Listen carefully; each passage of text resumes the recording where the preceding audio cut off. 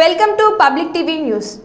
పెద్దపల్లి జిల్లా కలెక్టర్ ముజ్మిల్ ఖాన్ పెద్దంపేట గ్రామంలో డ్రోన్ పరికరాన్ని ప్రారంభించిన అనంతరం డ్రోన్ పరికరం ద్వారా మార్తారాములు వరి పొలంలో వేసిన ఎరువుల పిచికారీ విధానాన్ని పరిశీలించారు. ఈ సందర్భంగా కలెక్టర్ ముజ్మిల్ ఖాన్ మాట్లాడుతూ రోజుకు పెరుగుతున్న కూలీల కొరత కారణంగా రైతులు అధునాతన సాంకేతిక వైపు మళ్లాలని, దీనివల్ల ఖర్చు సమయం రెండు తగ్గుతాయని, సాంకేతికతను వినియోగిస్తూ అధిక లాభాలు పొందే విధంగా రైతులు సద్వినియోగం చేసుకోవాలని కలెక్టర్ తెలిపారు.